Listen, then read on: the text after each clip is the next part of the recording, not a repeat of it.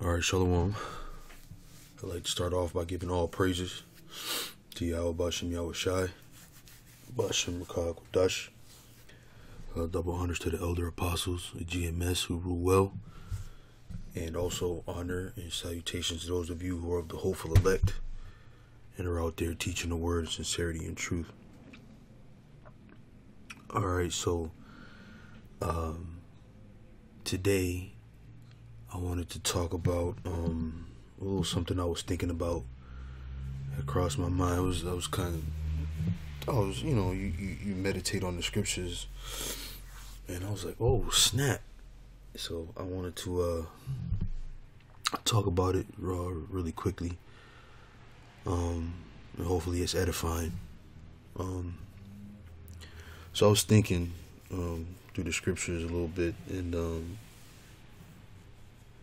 we're in a time where, matter of fact, let me read this really quick. Since I'm thinking about it.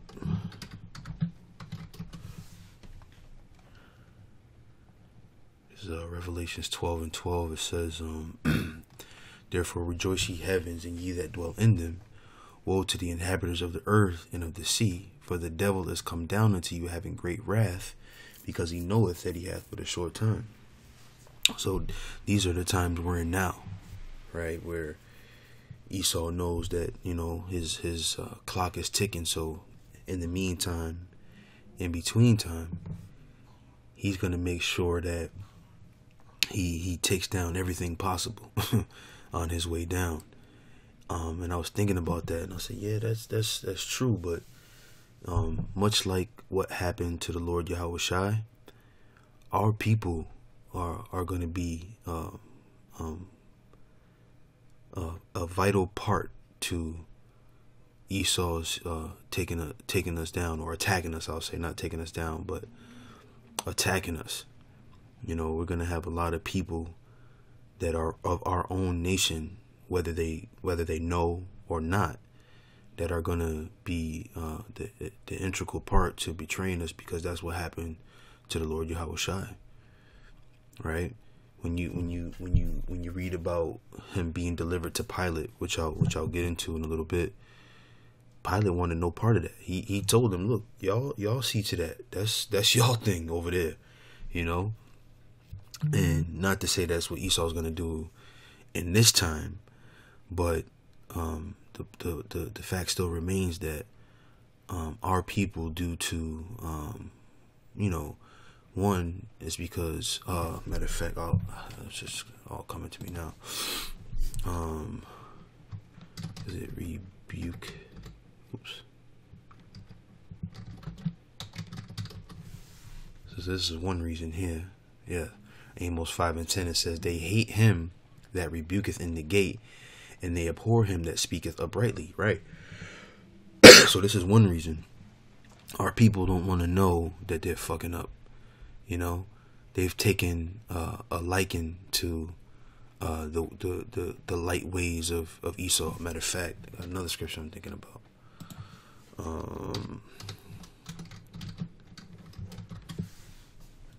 Ezekiel 5:5. It says, "Thus saith the Lord Yahweh, this is Jerusalem. I have set it in the midst of the nations and countries that are round about her. And she has changed my judgments into wickedness more than the nations, and my statutes more than the countries that are round about her. For they have refused my judgments and my statutes, they have not walked in them." Right. So they've taken a liking to the wickedness of these other nations. So for us to rebuke them and to exhort them, they don't want to hear that. They want to continue in their wickedness, man. So they're going to be the ones, taking us down, right? And the second reason is one that we've always kept as especially during the slavery time, where we say, you better stop all that talking. You're going to get us in trouble. That kind of spirit, where we're inciting a level of I don't know if I don't even know if inciting is the right word, but where we're to some starting trouble, right? You're gonna make master mad at us, right? So that there's gonna be that part of it, right? That's what the scribes and Pharisees thing was, right? This is all coming to me now. Let me see. I think it's Luke 11:47. I think it is.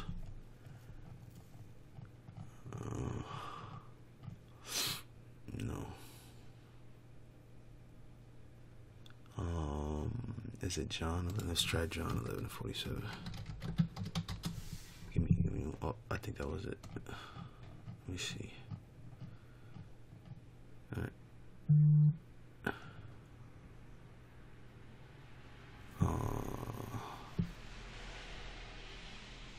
Oh, give me 1 second.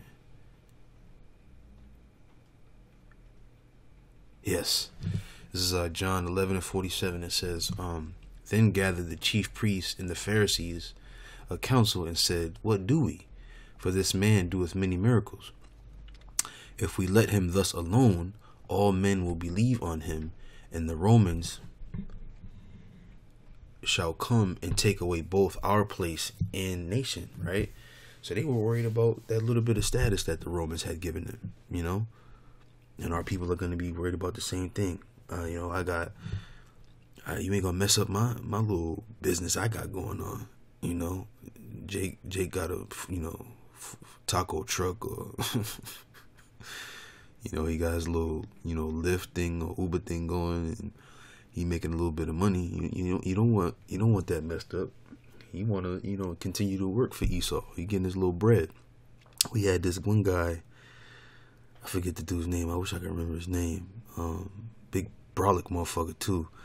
Always came to the camp on his bike, just to watch. And one day he saw one of the brothers, on a day during the week, and he says, the white man all right with me. He gave me my EBT card, and we never seen the nigga again.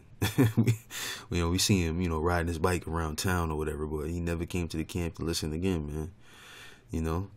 So Jake wants to, they want to maintain a status quo, if you will.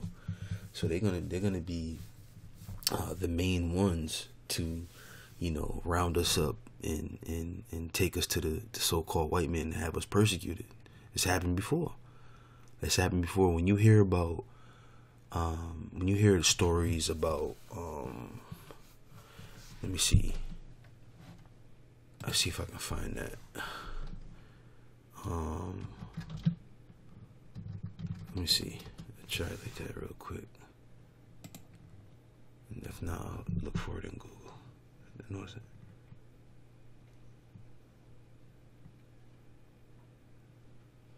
No. Let me try to Google it real quick. I know it's in Acts.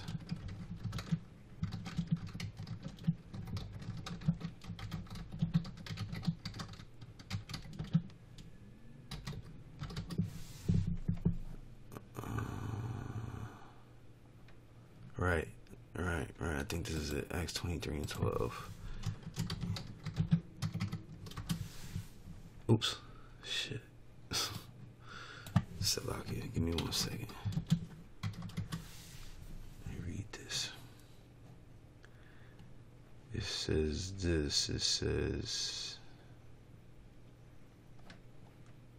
right.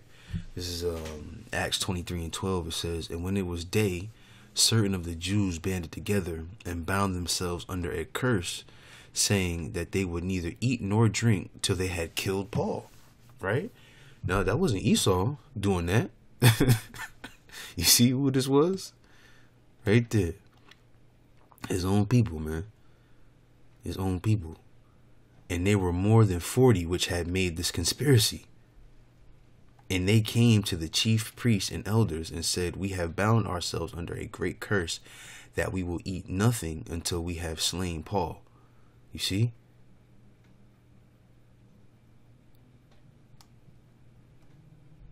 Look at that. Now, therefore, ye with the council signify the chief the chief captain, that he bring him down unto you tomorrow, as though ye would inquire something more perfectly concerning him, and we, or ever he come near, are ready to kill him. You see, and they even had a little conspiracy with the chief priest, man.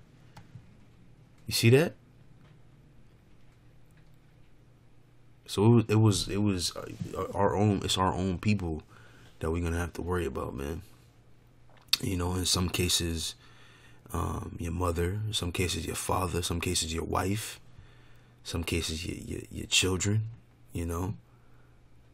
We're marked men in this time. It's not just Esau we got to worry about. It's our own people. So I want to read some of these scriptures that I got on this list here. I'll start there. I don't remember what it says, but bear with me. I'll go to the Spirit of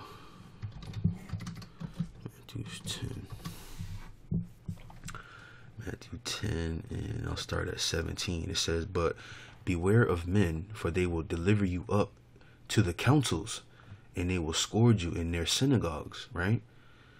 Those councils and those synagogues are going to be of our own people, man. Don't be surprised if if you see T.D. Jakes, saying, "Yeah, I saw some Israelites over here," or your local pastor at your storefront church. Nowhere is going to be safe.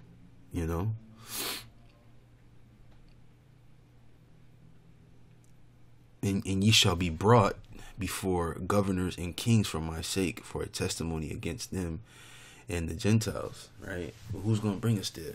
Our own folks, man. Our own people. Right? Matter of fact, later on in this chapter here, let me see. This is Matthew 10 and 34. It says this, "Think not that I am come to send peace on earth. I came not to send peace, but a sword. For I am come to set a man at variance against his father, and the daughter against her mother, and the daughter-in-law against her mother-in-law. And a man's foes shall be they of his own household." You see that? You see that? I think about this all the time, man. I think about this, there's a lot we're gonna have to endure, man. I'll say that. There's a lot we're gonna have to endure for this truth. Okay. So let me see what else I got over here. Let me read this first. I don't remember what it says really, but 3. I think I started.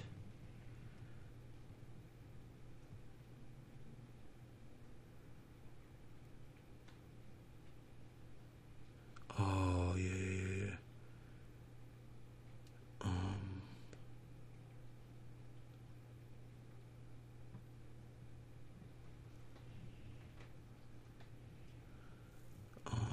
This ain't what I wanted really.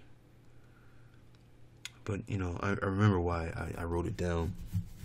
It was 1 Peter 3 and 14, and I was thinking of the last show I did.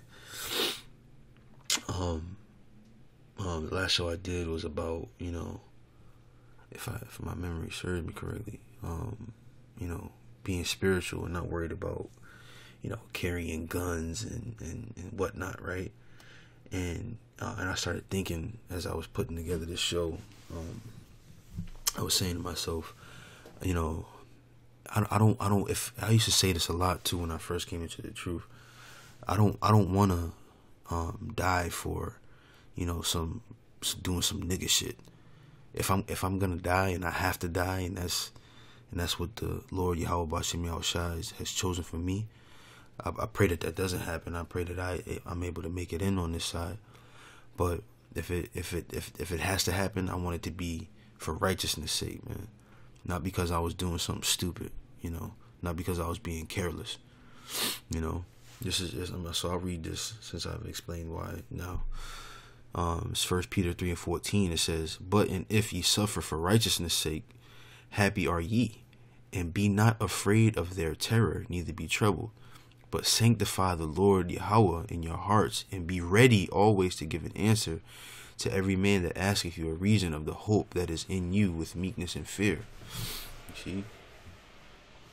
You see? Check this out. Having a good conscience, that whereas they speak evil of you as of evildoers, they may be ashamed that falsely accuse your good conversation in Hamashiach. Right? Because what? At the end of the day, that's all we're doing. We are coming in the spirit of Moses, saying, "Let my people go. Let us go into the wilderness and worship our power." Right? Right? But what's going to happen? People are going to be falsely accusing us, right? But we won't be ashamed in that day. You know? Let me read that again. That was a good scripture. Verse 16, it says, having a good conscience, that whereas they speak evil of you as of evildoers, they may be ashamed that falsely accuse your good conversation in the Mashiach. And that's what they've been doing. They got this thing going on in the news. I'm surprised. It's like, you had those brothers down in Dallas. They had some guy come up, was kind of in the camera and bumping up against brothers and pushing brothers, just being a downright asshole, right? And same thing happened here. Not that we were getting pushed around, but two separate occasions, two different people walked by, and they was kind of slyly recording. One when he came by, I was too far away from him, and I didn't want to yell out like, you recording us. You don't have to sneak around and do it. Just be a man about the shit. And then there was another cat that came by. Adam and I was off to the side, and he walked by us, and he had his camera out, and he was saying something. And I said, "You recording us?" And he dropped his phone down to his waist. He's like, no. And then walked by. But as he walked by, you see in his phone, it still had the camera on. So people now that they've seen it on the news, because people watch the news, that's what they do. People watch the news, and now that they've seen it, they're gonna start coming out to camp. Like they saw it on TV, and they go, "Oh, you know what? I know them dudes. They down there by this thing." And then they're gonna start showing up, man, and start trying to start shit. And really, they're not gonna be men about it, just like those two, and just like the other guy that went down to Dallas. The guy in Dallas was at least a little more, forward with it. At least he was, you knew he was trying to start shit with you, and he wasn't trying to be sly about it. But, this is what they're gonna do, man. And our own people are gonna be at the front of that. Our own people. So let me I got a couple more I want to read. I don't remember what this is either. Let me just go here because I want to read the other one last. This is Matthew 26. It's Matthew 26, 74. Oh yeah. Let me see. Check this out. I'll start at 69. This is Matthew 26 and 69. It says, "Now Peter sat without in the palace, and a damsel came unto him, saying, Thou also was with Yahushua of Galilee," right? So wasn't you one of them motherfuckers that was with him too? Yeah, that's you one of them. You couldn't just let the man slide. Here it is. The Lord is getting, spit on and dragged, through the city. And this woman going point out, "Oh, you was one of them too." Right? So like I said, it's going to be our own people, man. It says this, it says, "But he denied before them all, saying, I know not what thou sayest." It says this, "And when he was gone out into the porch, another maid saw him, and said unto them that were there, This fellow also was with Yahushua of Nazareth." You see? It's crazy, man. That's crazy. This is what's going to happen, man. Yeah, well, ain't you one of them Israelites? Yeah, you one of them. I saw you out there the other day with that dress on. Right? It says this, and again he denied with an oath, I do not know the man. And after a while came unto him they that stood by, and said to Peter, surely thou also art one of them, for thy speech bewrayeth thee. Then began he to curse and to swear, saying, I know not the man. And immediately the cock crew. And Peter remembered the word of the Lord, the word of Yahushua, which said unto him, before the cock crow, thou shalt deny me thrice. And he went out and wept bitterly. You see, so our people, man, they salivating, especially the ones that have been to camp and been cut by the word. Oh, they can't wait to get their chance back, boy. They can't wait to get their lick back, and they're gonna get it. You know, so let me read this one last, and then I'll get out of here. This is my damn phone. This is Matthew's, the next chapter over, 27 and 15. Start at 15. Yeah. So it says, now at that feast, the governor was wont to release unto the people a prisoner whom they would. And they had then a notable prisoner called Barabbas. Therefore, when they were gathered together, Pilate said unto them, whom will ye that I release unto you, Barabbas or Yahushua, which is called Hamashiach? For he knew that for envy they had delivered him. You see? Look, check that out. Even the fucking Edomite knew that for envy they had delivered him. Not for anything that he had done, but because they were jealous of that man. You see? Now, do you know how many people out there want to see us gone? Many, believe me. A lot of them in the negative comments that be on the comment board for brothers' videos be our own people, man.